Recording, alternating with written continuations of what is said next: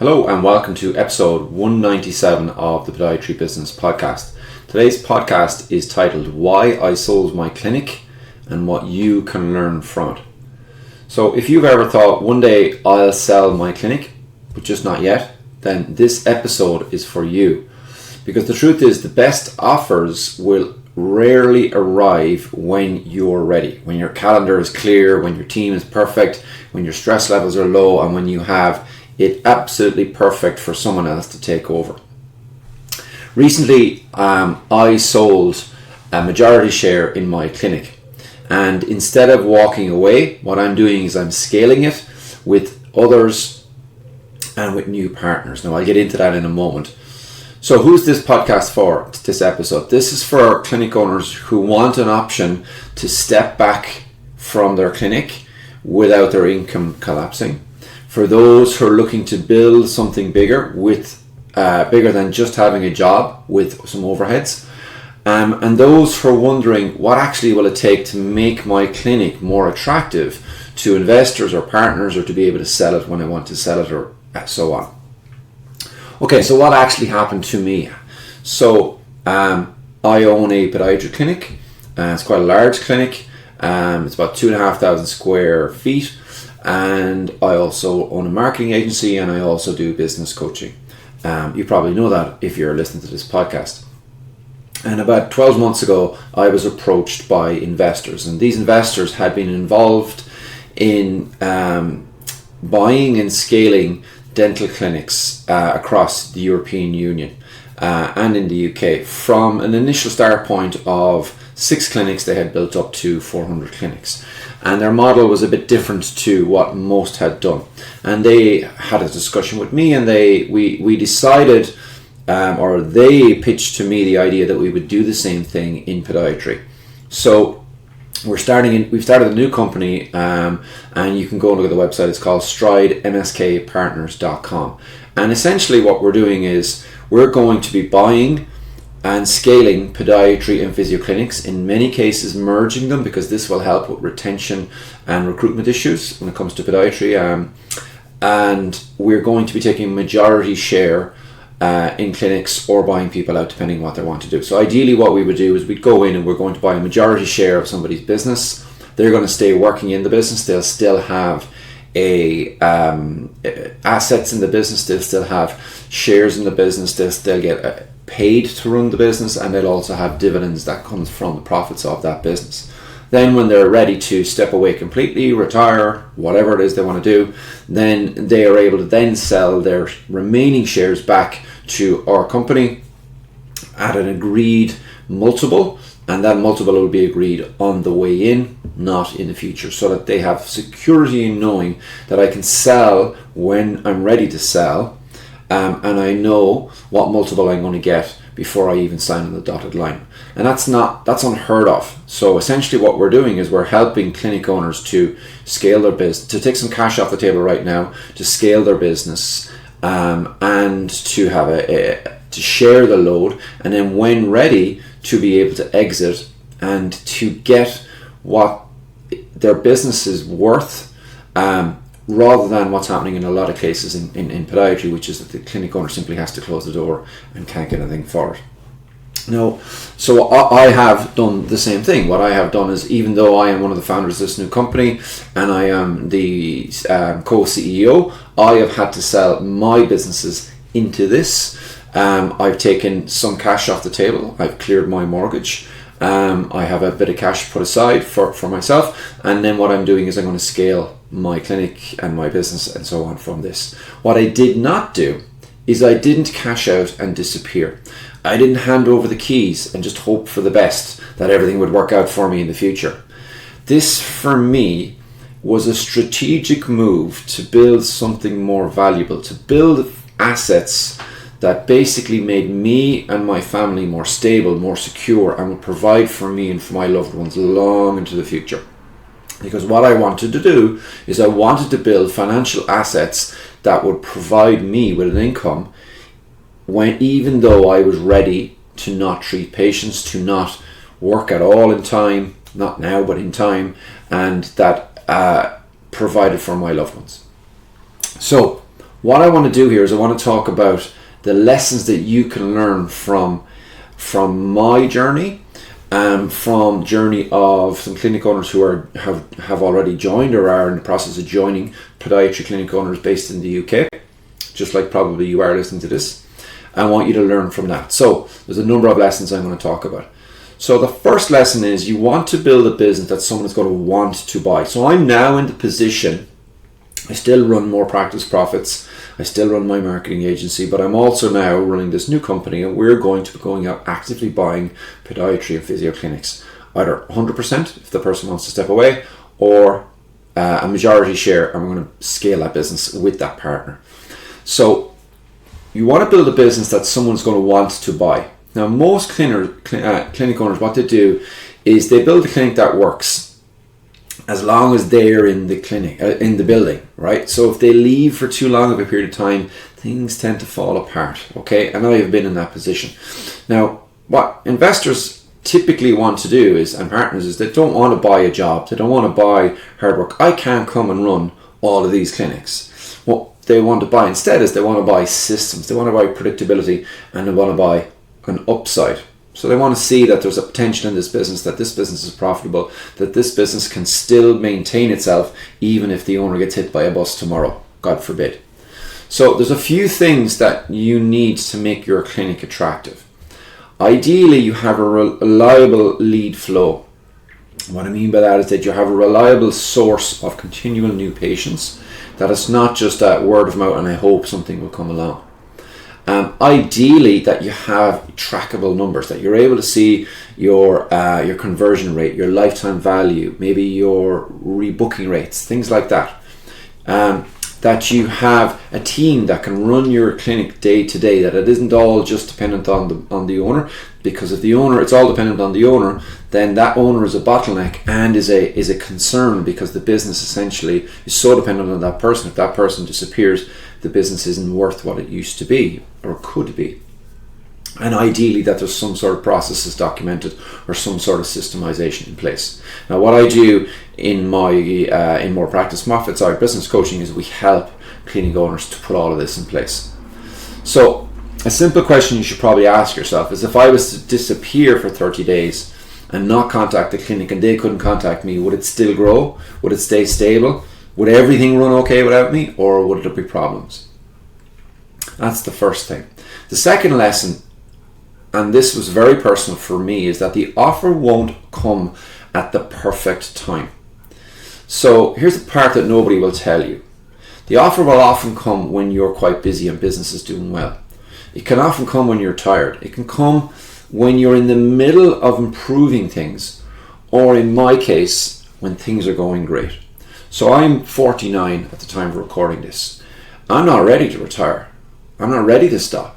But this offer came along, and even though the business is doing better than I ever expected it would do 10 years ago, that opportunity was good enough for me to take that opportunity. And I can see, having spoken and seen other people I know who run different businesses, that they have worked their entire life, they've got to whatever age they want to step away, and they're unable to stop, they're unable to close the business because they cannot get anyone to buy the business off them. So the majority of the time, that offer will come when you're not quite ready for it, because there is no perfect time. And you still need to take mindfulness of that offer when it comes. Don't be dismissive, and look at it and see, well, maybe I actually should take a bird in the hand is better than two in the bush. And that's partly why we've built this model, and I've intentionally built this business model where we will buy a majority share, but the owner still has shares in the business. They still have a skin in the game that they can then scale, and when they're ready they can step away, because some people, they're not quite ready to step away right now, and I'd like to be able to help them to share in the upside as we grow this business. So the goal isn't to wait for the perfect timing. Sometimes it will come before you're ready, such as has happened in my case. So the goal instead is to build a clinic that will give you options. In options that you can take investment, options that you can take partners, options that will allow you to step back somewhat, options to allow you to sell later on at better terms. Now, I'm going to talk about a clinic owner who came to me as a client, coaching client, about a year and a half ago. And this client was not doing brilliantly. They were okay, not where they wanted to be. And what we did is we installed systems, we improved the business model, and so on and so forth, to the point where the business was quite profitable, that the business didn't require the owner to treat patients at all. Basically, this owner was their own locum, and also meant that they could run the business without having to be in the business every single day. Now, when I started this new venture, Stride MSK Partners, this clinic owner has decided to join. So what this clinic owner is sold a majority share of their business to Stride MSK Partners, which I'm running. They've cleared the mortgage, so they're now mortgage free. So about 18 months on from struggling, they're now mortgage free. They have a guaranteed wage. They will have a dividend as we grow the business. And our plan is to double and triple the size of that business, and to, in this case, open 2 more clinics in their area to build up assets for them, so that when they're ready, in 5, 7, 10 years, whatever it is they decide, that they can cash out and they'll have enough income or enough assets that they can put this into stocks and shares, pension, whatever, and they can live off that without having to really treat patients. This is going to give them financial freedom.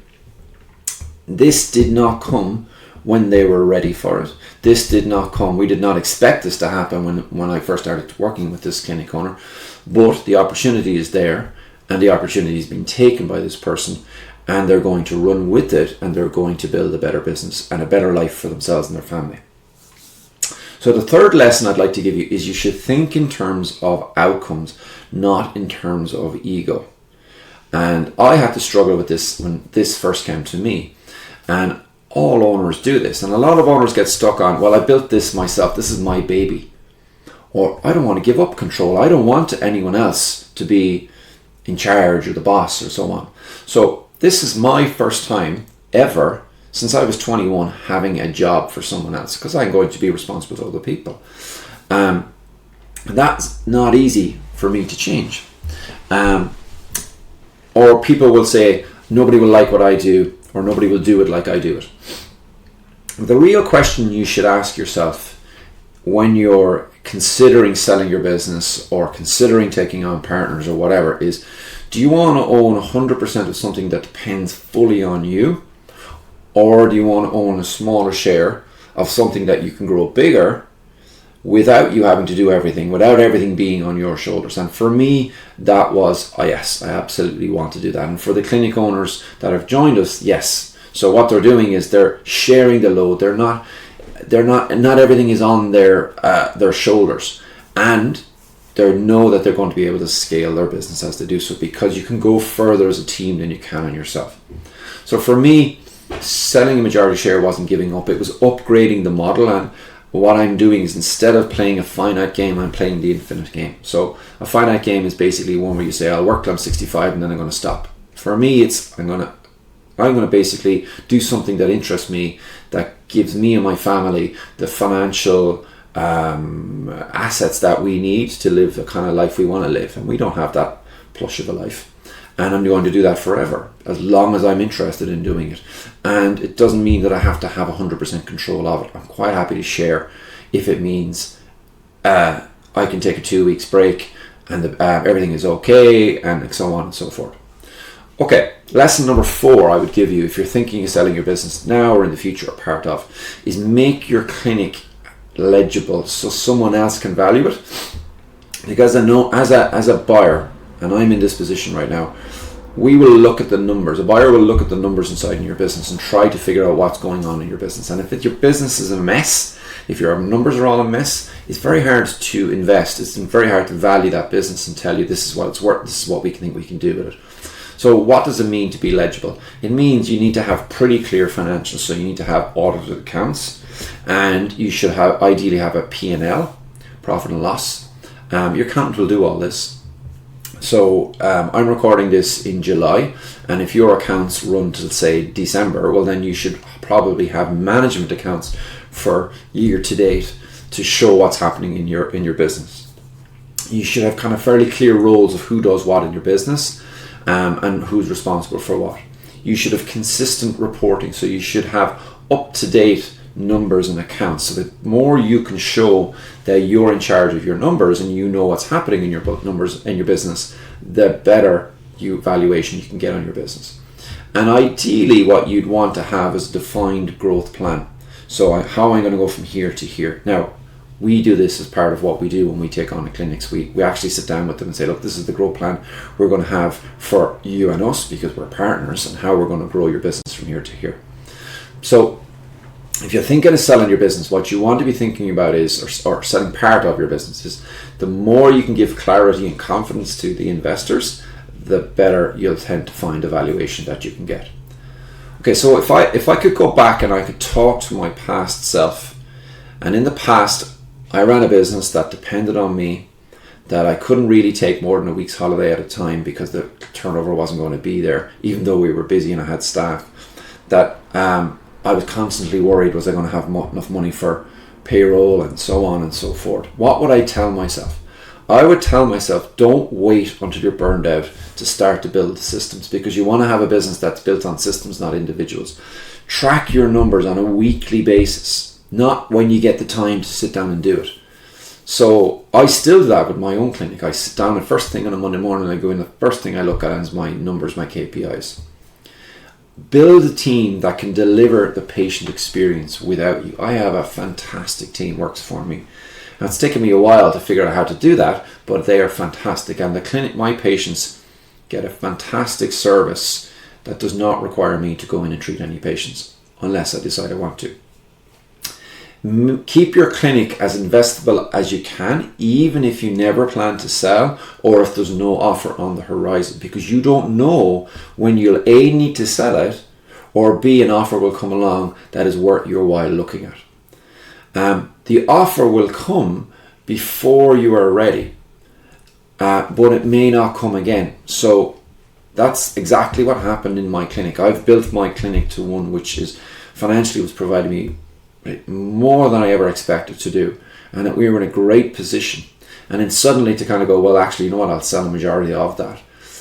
Why did I do it? Because I recognized that offer, and I would strongly argue, Stride MSK and what we're doing, the offer we're giving in podiatry is just not out there. It's just really, really good offers, but I recognized that this offer was not going to come again for me, highly unlikely to come this way. So I was willing to take it. And I wish I had been given an offer back then when I was struggling, that I am now giving to other clinics to help them grow their business, to grow their finances, and to essentially build financial assets for themselves and their family. So if you're listening to this and you're thinking, I'm in a business where I wouldn't mind selling my business fully now, or I wouldn't mind selling some of it now, taking some cash off the table, and then having an ability in 5 years or 10 years to step away fully and have a guaranteed exit. Or if your business is in the position where you think, actually, you know what, it's not even worth selling, I need to do something about it, then start here. Think about what you really want from your life, not your business, but from life. What does life look like over the next 5 years, 10 years, so on? Ask yourself if you have that with what you're doing right now. So you could be in a position where the business is doing really well, but it's actually still not the life you want to have in 5 years' time, and you're struggling to see a way out in 5 years, and so on. So ask, is it what you're doing right now going to give you that life now and in the future? If not, ask yourself, how are you going to change it? Are you going to get help? Are you going to take on business advice? Will you get partners like myself, like in Stride MSK partners? But what are you going to do to change things? Because if you don't change things, well, then you're going to expect to be in the same place in 6 months, in a year, in 5 years' time. If you are perfect where you are, which is what happened to me, what's your exit plan? Just like in my situation, and like that clinic owner I described a little while ago, who's joining Strider MSK. So what I want you to learn from this is, I've sold my clinic. Mine's a little bit different in that I've started this new company. But if you look at the client of mine who sold the majority share, okay, what can you learn from their journey, from my journey, and how can you apply that to your business so that you end up with the best possible outcome for you and for your family, for your staff, for your patients? So look, if you want to talk to me about selling some or all of your clinic to us as Strider MSK partners, or if you want help with scaling your business, if you think that you need some business advice from morepracticeprofits.com, then just reach out to me. You can either go to morepracticeprofits.com, or if you're thinking about selling your business or you want to talk to me about Strider MSK, just DM me on LinkedIn or on Facebook Messenger, anything like that. So until next time, this is Lorcan signing out from the Podiatry Business Podcast.